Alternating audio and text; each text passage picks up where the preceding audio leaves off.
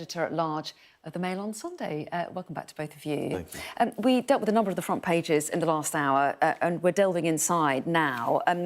You're going to kick us off, Paul, with an article inside The Guardian about effigies in Northern Ireland. Yes, this is covered in a couple of papers. I'm surprised it's not carried in others.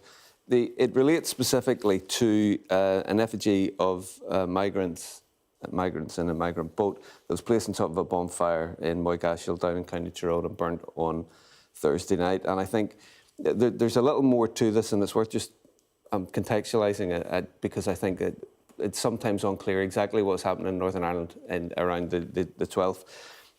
It is, as people probably know, it is the celebration by some people in the north of Ireland for the Battle of the Boyne when King Billy and the Protestant forces beat the Catholics. So every year on the 11th of July, there are bonfires in a number of sites across the country to kick off celebrations for the 12th. But these bonfires have been getting increasingly large. They're mega fires, they're huge sites, and they have had an increasing volume of contentious material placed on them, whether that is hate material, say kill all Catholics, or Celtic shirts, or politicians' faces. It's increasingly dark and hateful material that's placed there. And this year, one of the main pieces that has been put on top is this boat, this migrant boat, it says, "Stop the boats." Now, obviously, there's no boats going to Northern Ireland. It would take some work to get up the Irish Sea and get there.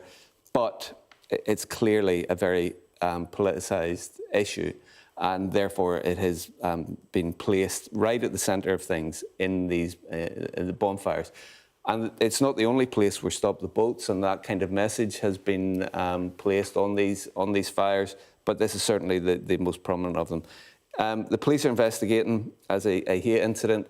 I'd be stunned if anybody is charged over this. I think that it's one of these things that they say they're going to, and then it passes. There was also just one other. There was one main fire in Belfast last night.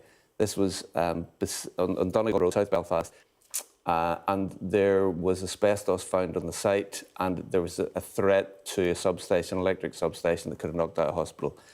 The council said it should be taken down. The police said they wouldn't. So it burnt. I don't know that there's been any outcome yet because we're here and I haven't heard. But at this time of the year, it is incredibly febrile in the north. Incredibly tense, and lots of condemnation from politicians about these fires.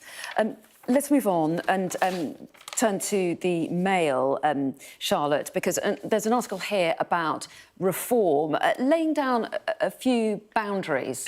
Yes, so Nigel Farage has said to Liz Truss and Suella Braverman, don't think about coming to reform. Please don't publicly defect to reform because we don't want you. He said, we don't want reform to be Conservatives 2.0, and these two women come with too much baggage. Suella Braverman's husband, Rael, has already defected. And he's sort of obviously picking up on those cues as saying, please don't defect as well. It's not going to do my image any good. I want to be Reform, not Conservatives 2.0. So highly embarrassing for them. And obviously Reform have managed to get a few people to move from the Conservatives over to them. Jake Berry just this week, a kind of previously a senior figure in the Tories and a friend of Boris Johnson's. But they've got to be a bit careful about the number of Tories they do take on, because the Tories themselves have suffered at the polls after years in office and are not proving terribly popular in polling at the moment. They don't want to be seen to be a Tory party Mark II. Well, ironic, isn't it, that Reform say they don't want to have somebody that would make them look toxic.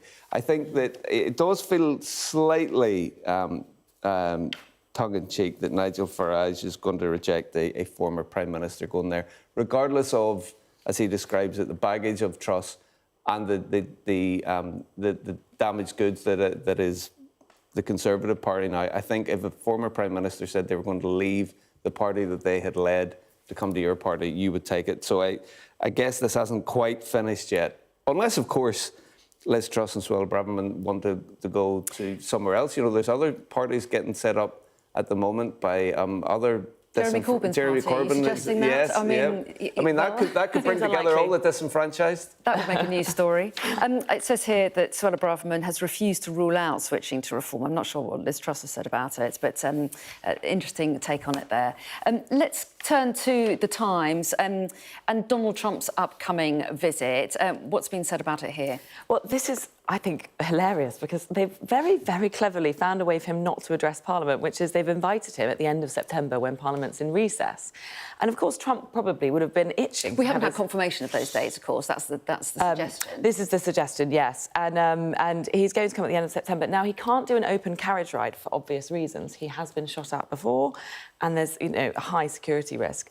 So they're trying to find a way to make this very ceremonial, to flatter his ego, to give him the full Trump rollout, which is safe, both politically and, literally physically for his safety. So they think that he's going to have, of course, a fabulous state banquet like the one we saw with Macron.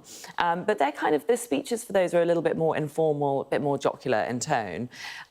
So I suppose Trump will be thinking, I wish I could have addressed Parliament, but the dates didn't work out. But the good thing is he does get to go and play golf because it's the summer, so that's good.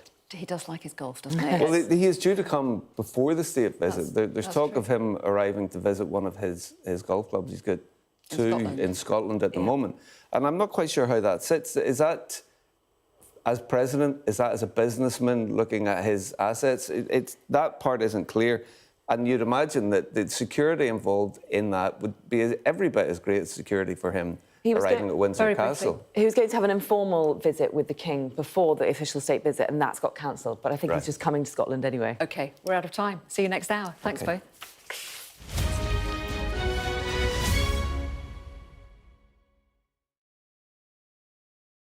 I'm Stephen Murphy, and I'm Sky's Ireland correspondent based here in Dublin. The waters of